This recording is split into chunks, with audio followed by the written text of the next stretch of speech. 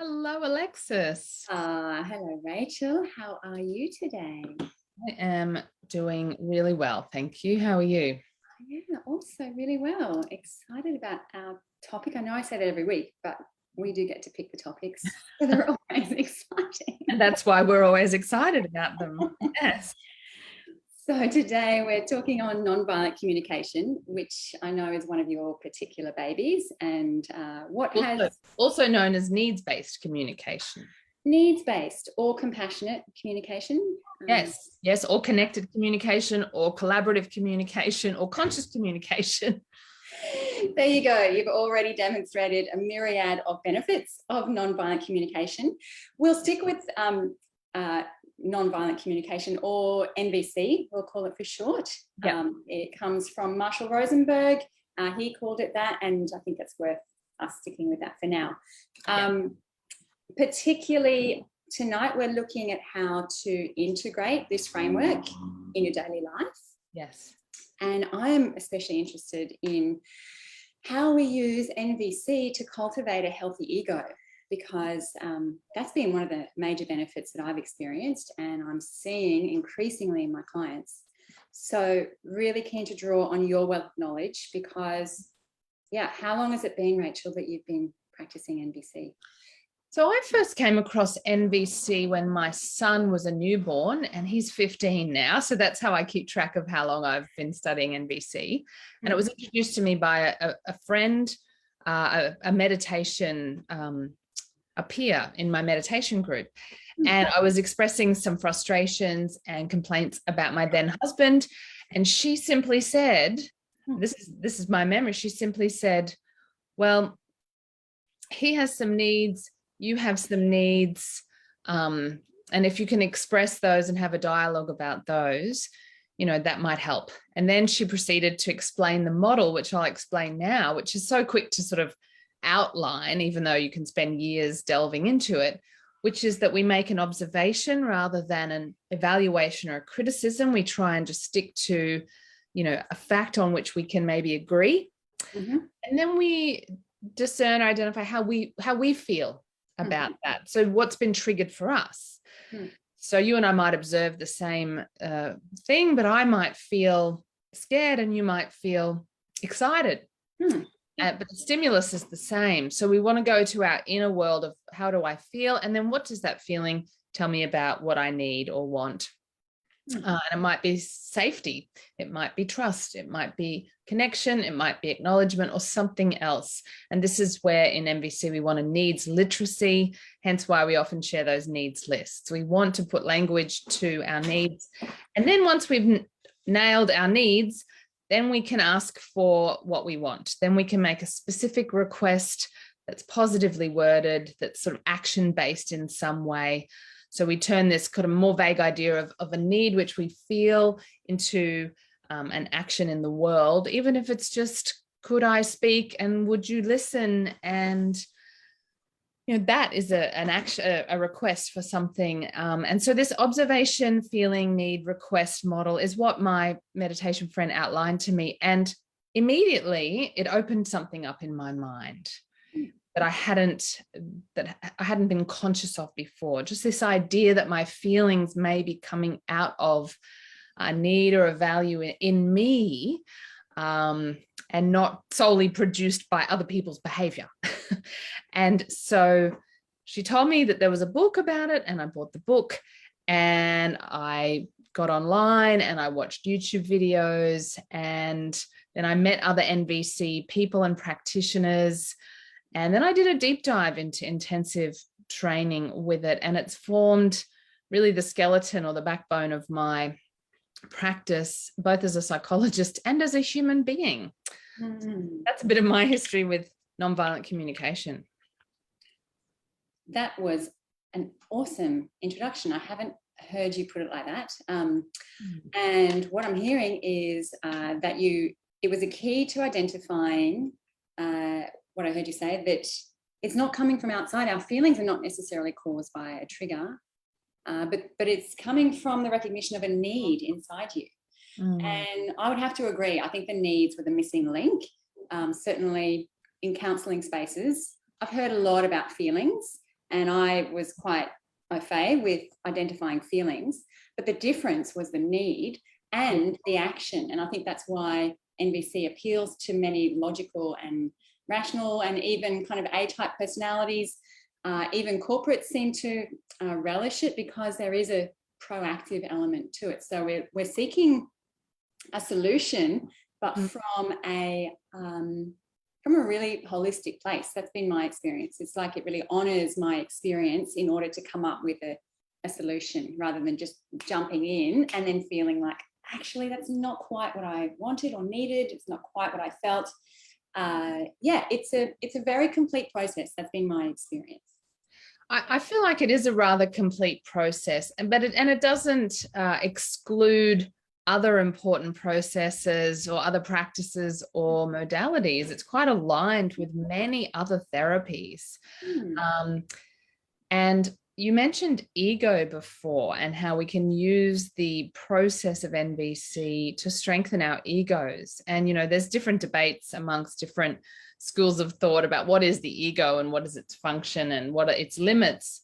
My sense of what the ego is that it does include our executive functioning. It includes our ability to think and be conscious of what is going on and make meaning out of what is going on, and to have some coherent sense of self, of who I am, who I was, who I want to be.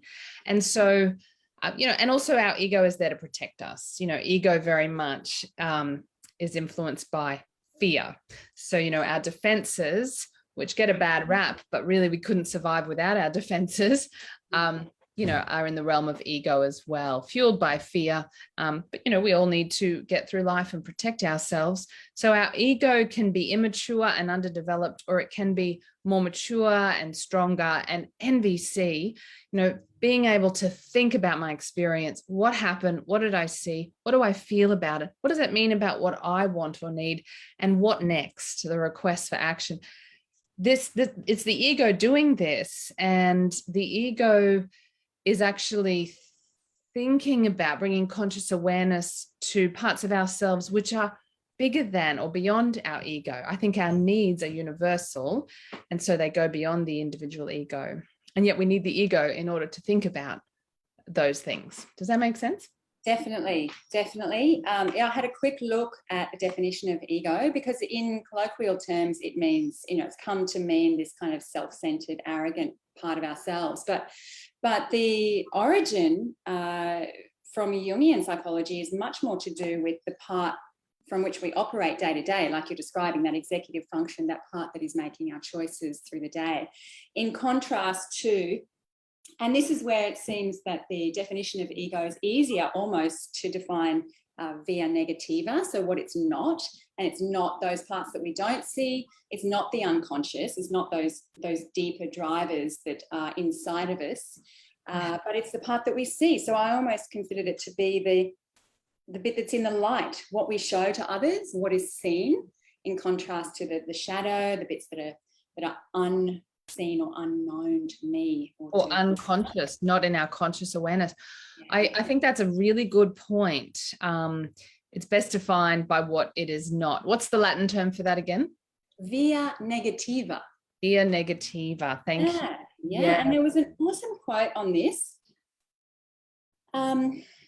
It's by Carl Jung in The Undiscovered Self. It says, people measure their self-knowledge by what the average person in their social environment knows of themselves, not by the real psychic facts, which are for most part hidden.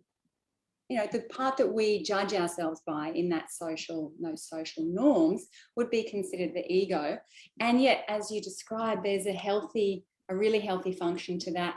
And this was what participants to our last practice group, they were demonstrating. Even in one session, there was a number of comments around how NVC was enabling them to have more meaningful work relations. It was enabling them to feel more authentic, more connected, and to demonstrating their values, and even there was comments around nutrition, even making better choices around nutrition. So it obviously applies across the board. That's why I love the simplicity of the framework. It can be translated to so many different realms. Absolutely. And bring conscious awareness to that which was previously unconscious, unformed, without words. And hence, as you say, can help strengthen our egos in a healthy way. We have a really good question here from Mia, Alexis, and I'm wondering what your thoughts are. Yeah. Mia asks, why can it be hard or painful to face our needs? And we really face our unmet needs. Yeah. Very good question, because it is for many. And I think for all of us, when our needs are unmet, it's painful, right? Well, you and I have spoken about this quite a lot, because it seems to stem back to the way that our needs were met as children, right? Or even as infants. Or not met. Or not met. That's right. And so what I've heard from you is that by our needs not being met, we have somehow kind of subversified our needs. We've learned that that's what you do. We haven't learned that you address them, that you attend to them. I'd love to hear your thoughts. Yeah, no, I agree. I think we end up having to go into denial or repression of our needs when the messaging growing up was that your needs don't matter, or that some of your needs matter but others don't. And if we get the message growing up that our feelings didn't matter, then the implication is that your needs don't matter, because feelings and needs are so inextricably connected. And many of us were told not to cry, not to get angry, to be seen and not heard. And so those messages basically contain the sentiment of your feelings don't matter, your needs don't matter. Just be a good kid, be seen, be heard. This is old school parenting. This is like wartime, post-depression, survival mode parenting, and the legacy of that lives on. And yeah, I was talking to my mum about this the other day. In her generation, she's 73. So many, post-war babies were had a harsh, had a pretty difficult start to life. Their parents were traumatized or in survival mode. And so the culture was to repress and suppress vulnerability and emotion. And so children really were explicitly taught to repress their feelings and therefore repress their needs. That was in the whole culture. And now we're not doing that so much anymore. So guess what? We're seeing children and teenagers and young adults with more kind of mental health problems than ever before, or so it's said. What I think is happening is we're no longer sort of saying you must shut everything down. And now there's some more permission to feel our feelings. But what the culture doesn't know how to do yet is connect like you said, connect the feelings that we're now allowed to have to our underlying unmet needs. And so it can be painful to face our unmet needs because it was painful to not have them met in earlier times. This is an answer to Mia's question. And it can be painful because it can be confusing when we've just got an inkling of what we're feeling and what we're needing, but then we don't know what to do about that. And we can feel very vulnerable if we don't know what to do with that. So again, we can just shut it down as a coping strategy. So it's a great question. And I think there's many reasons actually that it's painful to face our needs, but I would ask, what is the alternative? What's the alternative? Yeah. I'm really struck by what you've said. It's the first time I've realized why feelings have been so denied. I remember as a teenager when hormones kicked in and feelings just overwhelmed me. There was certainly no messaging about feelings being valuable. And that makes sense given that, 50% of the population were conditioned to completely override their feelings for want of protecting the country. Yes. And then the other 50% were basically doing what needed to be done to keep the country afloat. Yes. And a child crying, feelings were not considered productive. And the vulnerability in the child triggers the vulnerability in the adult. And if the adult can't afford to feel vulnerable, doesn't know how to deal with feeling vulnerable, they're just going to shut that vulnerability down in themselves by shutting it down in the young person or the child. It's complete projection. It's the first time and through NVC that I've recognized that feelings really do have value, and that they do point to a need. And increasingly, there seems to be more emotional literacy, thank goodness. And certainly the mental health crisis has prompted that. And certainly, even the diversity and inclusive movement has prompted more emotional literacy. But the connection to the needs, I think, was so progressive of Rosenberg, because I don't think collectively we're even there yet. I'm only starting to see it come into psychology fields. And that's what's so empowering, right? So it's empowering to acknowledge my feeling, but it's even more empowering to use that constructively to identify something core to me, something I really care about. And I think there's a reason for that. I think it's empowering because the needs are abiding. I mean, I don't know about you, but I enjoy respect as a need. I enjoy it now when I'm in a good mood. I enjoy it when I'm feeling down and vulnerable. It's an abiding quality in me as a human being. So our needs are these abiding core or innate qualities that we have in us, whereas feelings come and go. The feeling might tell me I have an unmet need. There's something I want that I'm not getting. And that thing that I want that I'm not getting, whether it's respect or trust or inclusion or belonging or connection or something else, that is in me, whether I'm getting an experience of it or not, which will produce one feeling or another feeling. The need is there the whole time. It's abiding. And therefore, I think it's empowering to connect with that abiding quality, if that makes sense. I'm interested to hear a bit more about that, because this is new information for me. But one thing that has been prompted in me through your words is that if I have a need that's being unmet, I've found that the person that I'm in relationship with regarding a particular issue also seems to have an unmet need. I don't know if you have experience with that. And so sometimes the best we can do, if we get the chance to have the dialogue, is acknowledge, could even be as simple as, I have a need for acknowledgement. You have a need for acknowledgement. I have a need for empathy. You have a need for empathy. Perhaps we can just take turns listening and trying to understand the other person's pain. That doesn't solve all of the world's problems, but it goes some way to meeting these very core needs, to be heard, to be seen, to be understood, to be acknowledged. That can be 80% of the battle won. And we all want those things. And so this universal quality that connects us, I can be in a bad mood and you can be in a great mood. And we may not mirror and match each other emotionally at that time, but what we could agree on is we both really want connection or understanding or something else. That's why I think it does.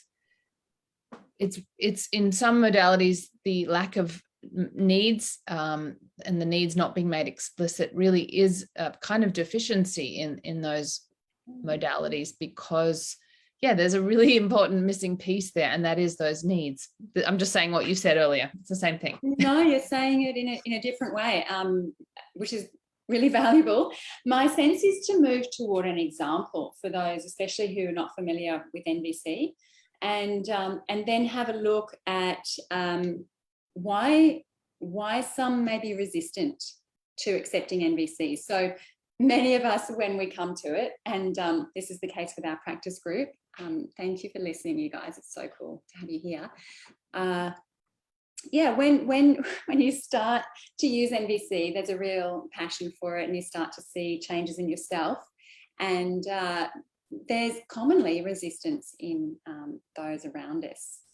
So that can be quite a significant hindrance to integration. So I'm really interested to go there with you. But firstly, I just had an opportunity to jot down just a very quick journaling exercise before this talk. So I might just share that one as an example. It gives us some content. Yeah, that'd be good. So I've noticed that when setting a boundary with those close to me, there's often a response around don't get angry. And, you know, I really check my tone and I'm really clear I'm not angry, I'm assertive.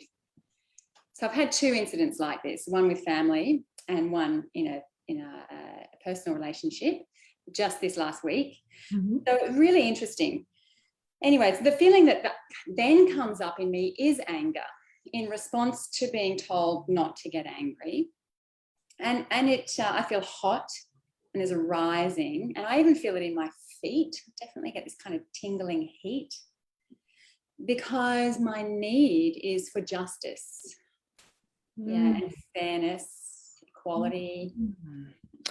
Can I ask, what would that give you? If you got that, what would that give you? I think it would give me more voice, more empowerment, more like a place in my family, particularly I'm thinking about with family. Yeah. Okay. Is that about belonging or acknowledgement? I think it's acknowledgement, yes. Yeah. That seems to have a simpler quality, a more abiding quality or something to it. You know, people often talk about justice and I have no problem with that. Yeah. And yet it's an abstract noun, right? I mean, all of these are abstract nouns, but to me, it seems this higher order need. And I'm always curious, like, what's under that need? And maybe what's under that need? So for me, something like acknowledgement really starts to suggest an action or a behavior. And then you could kind of ask, well, what would acknowledgement look like in this situation? So let me ask you that question. Oh, good question. And thank you for that, because justice does seem to have a kind of a judgment mental aspect to it as opposed to a deeper, more settled experience. So what would acknowledgement look like? Yeah, in this case, what would be your request? I think it's to be heard. Would you just hear me on this, please? Just asking for them to listen a little bit longer and hear you and consider your experience of this. Yeah, that's right. And just to let that land rather than providing a rebuttal or needing to have the last word, especially if it's something I've raised. If I've made a request to be acknowledged, just to let that sit and just to be heard. A bit of space to be heard and understood. Yeah, thank you for that. I will I'll be actioning that one. I thought the request was about actioning my assertion and standing in my own self-trust based on knowing my values, which is certainly part of it. You know, the boundary setting side of things, which I can do even if I'm not heard. You know, I can make a request of myself. Yeah, it sounds like there's a request of yourself in there and a request of another to listen, to hear, to consider, and perhaps to, with the aim of understanding a bit more deeply what your experience is. And this is where we get the infinity circle of NVC, where, we spend some time here expressing ourselves honestly and asking for consideration or empathy. And then when when there's a natural pause, a natural sense of completion for now, then we can go to the other person and say, you know, what is it like to hear that? What comes up for you? Hearing me say that, how does that feel? And then we can swap over. We can take turns expressing, listening, expressing, listening. And this is the dance of NVC, or of needs-based communication. It's never static. We're always in process, contemplating, considering, is this my need? Is this my request? I don't know. Like, all of it's this kind of, it's like a guessing game with ourselves and a guessing game with the other person, if we're curious to know what they're feeling and needing as we go along as well. I like to think of it as a guessing game, and it's a guessing game where you want to get it wrong, because getting it wrong helps you. If you kind of go, no, it's not that, or you ask, are you needing, you know, acknowledgement, and the person says, no, it's not really that, it's this other thing. Okay, good. It's really good to be wrong in this guessing game. I love the way you're describing it as an explorative game. So I think that does also eliminate one of the common issues with it being overly rigid and too literal. Yeah. It's kind of, I have to speak from my noticing, my feeling, my needing, and my requesting. I think it's very useful to have a formula, just like a math formula, and this is how I describe it, and this is how I've actually used it. You know, I know when I learned the quadratic equation, I had to drill it and drill it and drill it before it became second nature. And I found it's the same with NVC. So I just use it as a, you know, pen to paper. And yeah, I know you do. And you've inspired me to do the same. Now, what we're kind of just touching on here, and it goes to Joe's question about the healthy aspects of the ego and the less healthy aspects. You know, the thing that we run into as a barrier in ourselves and others when we try to express and have dialogue about our needs is we run into defense mechanisms. And as I said before, defenses get a bad rap, and yet without, you know, like your nerves are you know, your nerve endings pull away as a defensive strategy when there's pain. My dentist explained this to me once when I had a dental issue, and he said, oh, it's the defensive action of the nerve. And I thought, well, that's just what we all do, isn't it? We pull away in pain. Yeah. So to answer Joe's good question, it's that it's not like the defense mechanisms are the unhealthy aspect of the ego so much as the less functional, less helpful aspects of the ego, because they keep us in defensive mode, which blocks us listening to ourselves and others. But it's not that we want to get rid of our defenses. We want to use our defenses as information. So if I'm feeling really angry, which is a defense, I want to use that anger to understand what else I'm feeling. Am I hurt? Am I scared? Am I lonely? Is there grief underneath my defensive anger? And then underneath my grief or my hurt or my fear, what am I wanting? What am I needing? So this is what the helpful part of our ego can do for us. Staying in the defense mechanisms, whether they're aggression and anger, whether they're denial and repression or some other defense, I guess we could call them unhealthy because they're unhelpful, but we can't really get rid of them. I'm sorry about that, Joe. What we can do is learn to listen to them as tragic expressions of our needs. So I want something, but I'm not conscious of what that is. So I go into a defense mechanism. You know, I shut down or I aggress or something else. And I'm still trying to meet my need. But the problem is I'm not conscious of the need. And so the way I'm trying to meet my need won't work if I'm not conscious of it. So I hope that sort of goes to your question, Joe. It's not so much getting rid of unhealthy aspects, but learning to use and understand them differently. Dave asks, this is basically reflective listening, right? So my understanding, Dave, of the difference between active or reflective listening and nonviolent communication is that in active listening, we say, you know, when this happened, I felt this way, or when that happened, you felt this way. NVC, as Alexa said, brings in the need. It connects the feeling to an unmet need. So I guess it's reflective if I say, Alexa, are you feeling angry because you're feeling hurt because you would really like acknowledgement? That goes one step further than traditional reflective listening. What do you think? Yeah. And just to clarify to Dave there, often when we use NVC for somebody else, we might ask, are you feeling because you're needing? That's what do you call it? Guessing, empathic guessing.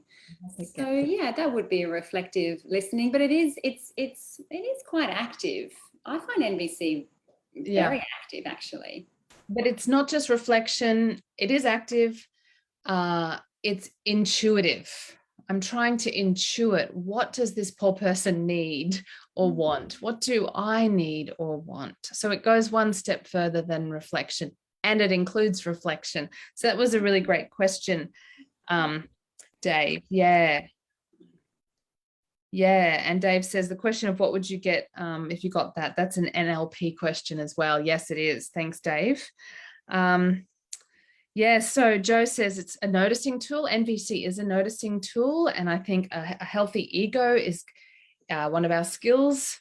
One of our ego's skills is to observe without evaluating, to notice without judging. It's very hard to do. Give it a try sometime. It can be quite challenging because the defensive mind kicks in straight away. We want to judge, we want to label, because we want to make sense of what's going on.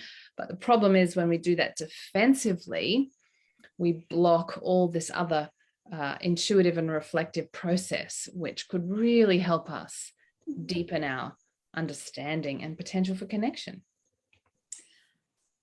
While you have a look at the questions there, Rachel, there's something that I was really passionate about sharing, which came up on this topic, and it's something that NVC has given me, and something that I've seen, with my clients that around this healthy ego, natural protection, and boundaries, and that is that I think NVC has enabled us to honor our needs. So the definition of boundaries, as Brene Brown gives us, is, what's okay with me and what's not okay. And the word in there that has really resonated is me. What's okay with me and what's not okay with me. With me, but there's something logical about backing that with a need. And not just, I don't feel good about that. It's if I can say, because I need acknowledgement, it helps me to follow through, to validate myself. And I've seen with a number of my clients, those that have difficulty with boundary setting, that there's so much harm. It literally breaks my heart. And that's been the most empowering part of NVC for me, is what's okay with me and what's not okay. And that's not okay because I have a valid need and I can put some language to that. And I think this has real benefit and application specifically to those who have had experience of trauma. I agree. And so, a simple example comes to mind around hugging. Yeah. So some of my clients will say, I work in a workplace where people like hugging. I've had many clients tell me this over the years, and I don't like hugging. And so we talk about their needs around personal space, which relate to a need for safety and comfort. And yet, interestingly, we all have needs for safety. And sometimes the need for space comes up for all of us, but we have maybe different strengths of certain needs. So I probably don't have as much need for space and solitude as somebody else, but of course, sometimes I do. And so, we are unique in the expression and strength of different needs, and yet they're universal as well. So, there's nobody who doesn't want safety and security, at least some of the time. And the trauma distorts our perception of the world and other people. And as we kind of get more conscious of a whole lot of things, including our needs, sometimes our the inner work we do meets our needs for self-love, for self-trust, for safety. And then, I've had clients who couldn't hug, who now can hug, who could never dream of public speaking, who are now public speaking. So an awareness of our needs and other work that we can do in ourselves can also change us over time, I guess, is my point. Definitely. Yeah. I'm aware that we are getting close to time. I do need to wrap up myself in a minute or two. So I'll certainly add a needs list because that is key to this work. Yes. And it's also worth noting that the needs are synonymous with values. And many of us are aware of the need to live by our values. That has certainly spilled into psychology and even corporate wellbeing spheres. So, every organisation, for example, has a list of their values. There's a definite awareness of that, and Simon Sinek and the why. And I would say that probably the needs, are the equivalent on a more personal level. I think so. My understanding at the moment is values are broad. And obviously can be similar in some cases the same actual words, and needs are very situation specific. So when I talk about like a situation with your family, or if I talk about a situation with a colleague, then I want to unpack my needs that come up for me in that situation. I mean, of course, the needs are abiding, but values seem to have this more global quality that maybe direct my goals and direct my actions over time. And needs literacy to me helps me deal with a situation by situation sort of situation. So that's my understanding. Wow. Look, that's amazing. We've covered so much ground, and we haven't so much spoken about the difficulties integrating, but there was a great article that I posted below, so hopefully you get a chance to have a look at that. And I'm sure we'll be picking up this conversation again, because NVC is the primary framework that we use in our monthly practice groups and at our retreats. Oh, yes. So before we go, let's recap the retreat. Yeah, so the 8th to the 10th of March, it is midweek, but well worth it. We have a stunning waterfront property. It's a small group, so we have only 14 participants at the most, which means that it's very private, very intimate, and we can facilitate confidentiality. And it goes deep. I mean, we've seen some really transformative change from participants. It also means that we get to do those things together that are living NVC, living psychology, living yoga, like eating really beautiful food, sharing our meals together, reflection and contemplation. And so, we'd love you to join us. It's a very reasonable price. There are a few different pricing options. That's all available on the website. So I'll put that link below. And also, for those of us who are interested in following our conversations, you can also join the community. So I'll put both of those links below. Awesome. Thank you so much, Alexis. I better run. I will look forward to seeing you next Sunday. Absolutely. Looking forward to it. And we're back at 5 as of next week. Is that right with you, Rach? Yeah. Yes, that's right. Okay. Wonderful. Thank you, everybody. Bye. See you. Bye.